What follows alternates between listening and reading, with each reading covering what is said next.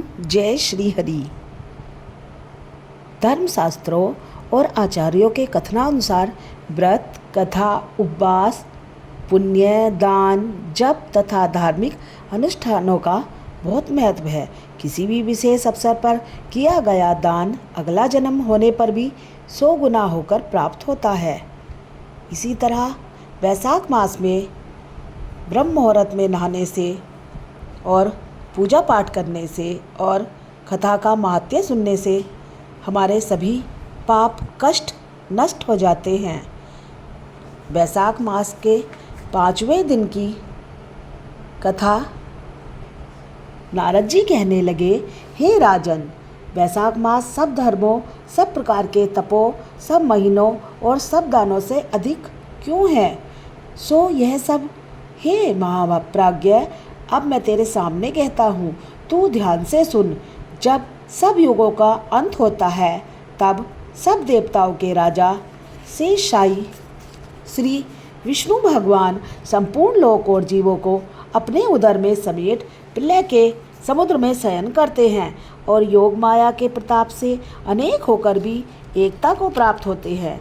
एक दिव्य निमेष व्यतीत होने पर वेद प्रार्थना करके भगवान को जगाते हैं। तब भगवान अपने उदर में स्थित जीवों की रक्षा करते हुए उन जीवों को अपने अपने कर्मों का फल देने के लिए सृष्टि के रचने का मन में विचार करते हैं। तब विष्णु भगवान की नाभि से त्रिलोकी का आधार स्वरूप सुवर्णमय कमल उत्पन्न होता है। उसी कमल में से विराट पुरुष रूपी ब्रह्मा उत्पन्न हुए। फिर भगवान ने उस विराट पुरुष में 14 भुवन उत्पन्न किए, जिनके भिन्न भिन्न कर्म और आश्रय हैं। ऐसे अनेक समूह रचे। फिर सत, रज, तम 3 गुण, प्रकृति, मर्यादा और भुवनों के स्वामी रचे। तत्पश्चात वर्णाश्रम के विभाग कर धर्म की कल्पना करते हुए चारों वेद, तंत्र, स्मृति, पुराण तथा इतिहास रचकर धर्म की रक्षा के निमित्त इनके प्रवर्तक ऋषि प्रकट किए। इन ऋषियों ने अलग अलग वर्णों के अलग अलग धर्म प्रवृत्त किए, जिन पर सब प्रजा श्रद्धा करने लगी। प्रजा अपने अपने आश्रमोचित धर्मों में लगी हुई है या नहीं, यह देखने के लिए साक्षात अविनाशी सवर्तयामी भगवान चिंता करने लगे। यह वर्षा काल मैंने निर्माण किया। इसमें सब प्रजा कीचड़ आदि में फंस दुखी हो रही है, जिससे सब धर्मों को नहीं कर सकती। यह देख क्रोध उत्पन्न होता है, मन प्रसन्न नहीं है। मेरे देखते कोई दुख नहीं पाए, अतएव उन्हें देखूं। शरत काल में सब खेती में लगे रहे, इससे पूर्ण रीति से धर्म नहीं कर सकते। कोई पके फल की अपेक्षा कर रहे हैं, कोई वर्षा से पीड़ित है। इन्हें देख मुझे शेष उत्पन्न होता है। इनकी उल्टी गति देखकर मुझे संतोष नहीं। हेमंत ऋतु में सर्दी के मारे कोई प्रातःकाल नहीं उठता। सूर्योदय से पहले न उठते देख मुझे क्रोध उत्पन्न होता है। शिशिर ऋतु में प्रातःकाल के समय शीत से पीड़ित रहते हैं तथा फसल पक जाने की प्रतीक्षा करते हैं।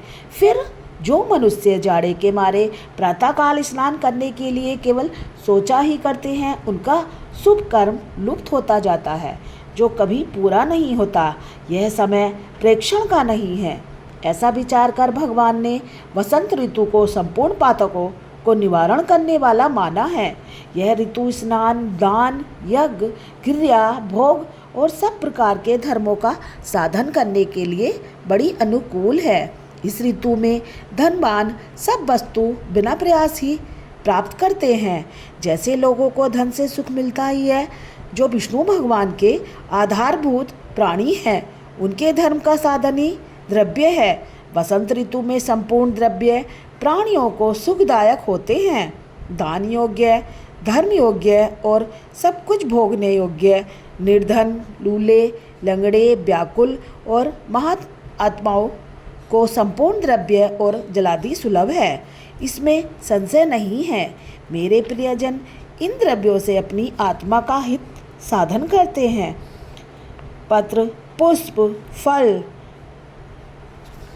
आदि, माला, तांबुल, चंदन, पगधोना तथा नम्रतापूर्वक साधन करते हैं, मैं उनको वर देता हूँ। ऐसे कहते हुए भगवान विष्णु लक्ष्मी सहित चारों ओर वनों को देखते चले, जिनमें अनेक प्रकार के फूल खिल रहे हैं, जिनमें हष्ट पुष्ट प्राणी रहते हैं और मतवाले भ्रमर और पक्षी विचर रहे हैं। ग्रामवासी के बहुमूल्य आश्रमों के आंगन, उद्यान, स्थल लक्ष्मी को दिखाने लगे। उनकी देवता, मुनीश्वर, सिद्ध, चरण, गंधर्व, किन्नर, नाग, राक्षस सब स्तुति करते हैं। वर्णाश्रम वासियों के घरों में जाकर मीन की संक्रांति तक लक्ष्मी और सब देवताओं और मूर्तियों सहित भगवान रह करके लोगों के कर्मों का निरीक्षण करते हैं। धर्माचरण वाले पुरुष की मनोकामना पूरी कर देते हैं और मदोन्मत्त लोगों की आयु और धनादि को हरते हैं। जो बैसाख में भगवान की पूजा करते हैं तथा उनके चल मूर्ति रूप साधु महात्माओं की सेवा करते हैं, अन्य महीनों में नहीं करते, उनके अपराध को भगवान क्षमा कर देते हैं। जैसे अपने देश में आए हुए राजा को देख उस देश के निवासी मनुष्य बहुमूल्य भेंट लेकर राजा की पूजा करते हैं। तब राजा पूजा के अकारित द्वारा यह जान लेता है कि किसकी सेवा पूरी है, किसकी थोड़ी। उचित पूजा होने पर प्रसन्न होकर निश्चय ही उसे मनवांछित फल देता है और जिनकी पूजा सेवा ठीक नहीं उन्हें दंड देता है। ऐसे ही भगवान विष्णु वैशाख मास में जो अच्छी रीति से पूजा करते हैं उन्हें मनवांछित फल देते हैं और उनका सभी कष्ट और पाप हर लेते हैं। धर्म के रक्षक देव आदिदेव सारंधर विष्णु भगवान इस मास में प्राणी की परीक्षा करते हैं, इसलिए यह महीना सबसे उत्तम है। अब अध्याय 5वां समापन। जय श्री हरि। जय हो माधव जी की।